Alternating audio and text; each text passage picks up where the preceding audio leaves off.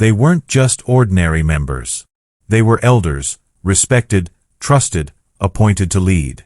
Men like Mark O'Donnell, an elder in Baltimore who exposed abuse scandals to national media.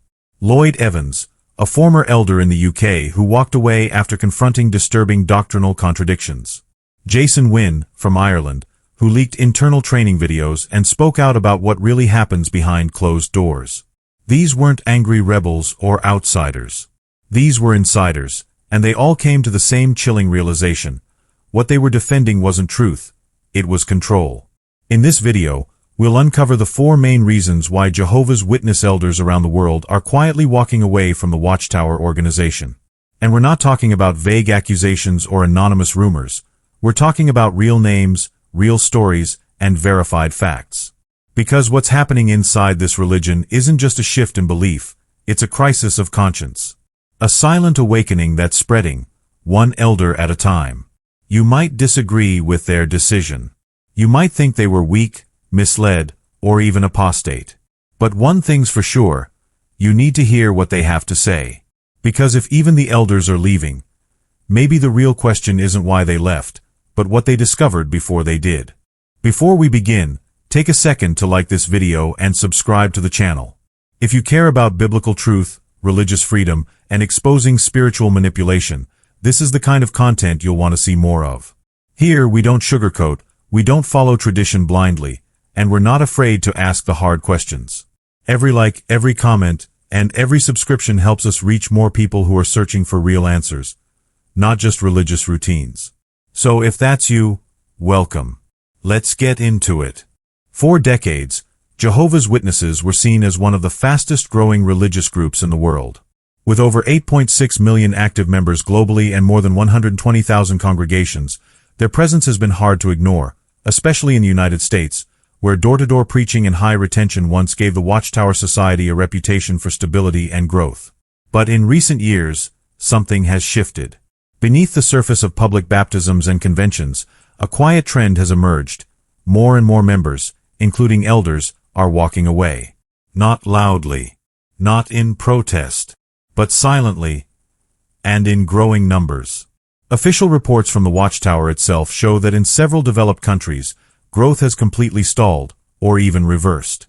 In nations like the US, Canada, Germany, and the UK, the number of active publishers has either flatlined or declined.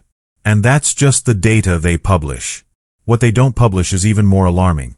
The rising number of inactive members, disfellowshipped individuals, and those leaving without saying a word. It's not just young people falling away. It's elders, pioneers, and lifelong witnesses. And if you listen closely, you'll start to hear the same reasons echoing from every corner of the world, the same red flags. In this video, we'll uncover the 4 most common and most devastating reasons why so many are choosing to leave. Reason number 1. The end of questions. For many Jehovah's Witnesses, it starts with a question. Something small. Something honest. Why did they say the end would come in 1975? Or, why can't we research other Bible interpretations? But inside the Watchtower organization, questions are dangerous. You're allowed to ask, as long as the answer is already printed in their literature. Anything outside of that? It's labeled as spiritual weakness, or worse, apostasy. And this isn't paranoia, it's policy. Elders are instructed to report any members who persistently question the teachings of the governing body. Independent thinking isn't just discouraged, it's treated like rebellion. This creates a culture of silence.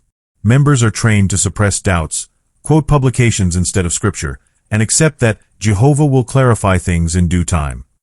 But for many elders, the ones expected to guide others, that silence becomes unbearable. Mark O'Donnell, an elder in Baltimore, began to notice doctrinal contradictions and the organization's constant need to revise its own teachings. When he brought up concerns with fellow elders, the response wasn't dialogue, it was a warning. Keep quiet. Don't ask too many questions. Trust the faithful slave. That moment was the beginning of his exit. Mark isn't alone. Dozens of former elders have shared similar stories. They raised questions about policies, doctrines, or past failed prophecies, and were immediately marked as troublemakers. Instead of answers, they received suspicion. Instead of truth, they were told to obey. And that's when many realized, this isn't a place for spiritual growth, it's a system of control. A place where loyalty to men is more important than loyalty to truth. What makes this reason so disturbing is that it's not rooted in anger, but in honesty. These elders didn't leave because they wanted to live in sin or reject God. They left because they were punished for thinking. And in a religion that claims to be the sole channel of truth on earth, the moment you're told to stop asking questions is the moment you should start. Reason number 2. Abuse and cover UPS. One of the most disturbing reasons former elders cite for leaving the organization is the way cases of child abuse are handled, or more accurately, mishandled. The Watchtower's internal policy requires that there be 2 witnesses to any wrongdoing before action can be taken. But in cases of abuse, that standard becomes a shield, not for the victims, but for the predators. Elders are instructed to contact the branch office before calling authorities, and in many cases, they're told to handle the matter internally. No police. No public reports. Just silence. And for elders with a conscience, that silence becomes deafening. Wynne, a former elder from Ireland, witnessed firsthand how these policies played out. He eventually released recordings and documents showing how the organization trains elders to prioritize the reputation of the congregation over the well-being of children. He wasn't trying to destroy the religion. He was trying to protect the vulnerable. The same is true for Mark O'Donnell, who documented over 1,000 pages of internal abuse cases and later became a key source in major investigations by NBC and The Atlantic. Both men were labeled apostates for speaking up, not because they spread lies, but because they told the truth. These are not isolated incidents. Countries like Australia, the Netherlands, and the United States have launched investigations into how Jehovah's Witnesses handle abuse, and the pattern is the same. A closed system. No transparency.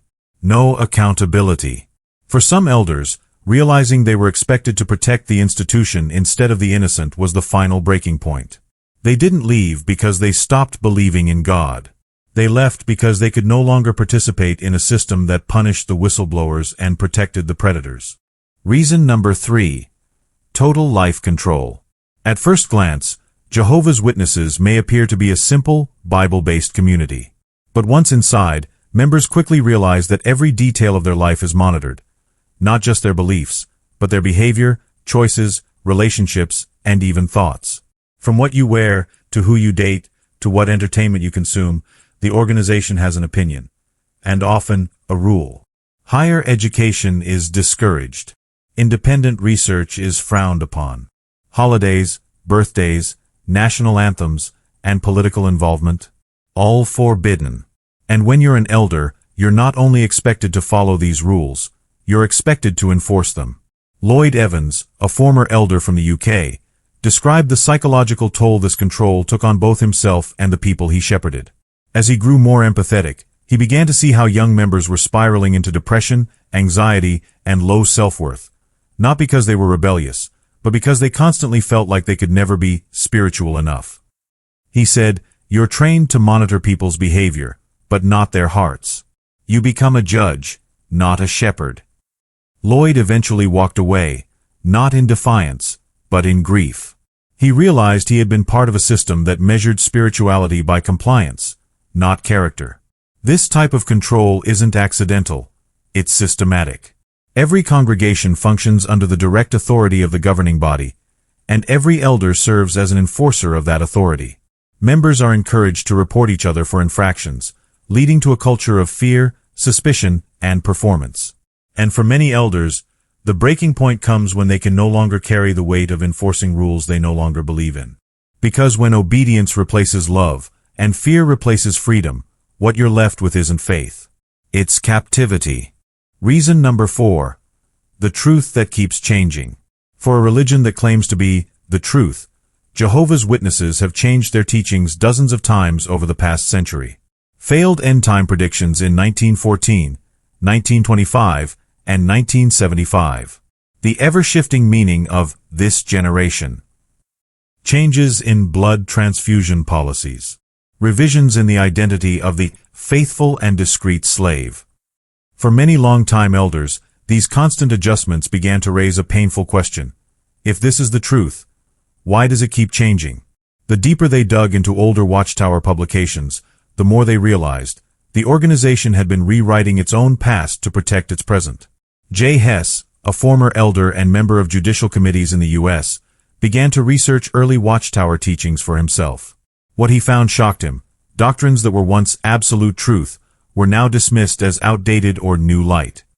Even worse, those who had doubted those teachings in the past were disfellowshipped, only for the organization to later admit they were wrong. For Jay, the final straw was the realization that salvation was no longer centered on Christ. It was centered on obedience to the governing body. He left not to rebel, but to rediscover the simplicity of the gospel. This is the silent crisis facing thousands today.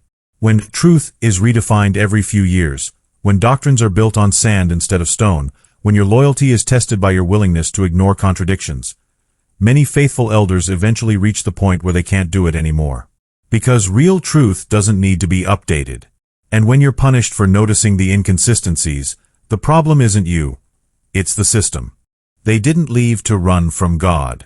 They left because they finally realized they were serving men who claimed to speak for God, but silenced anyone who asked too much.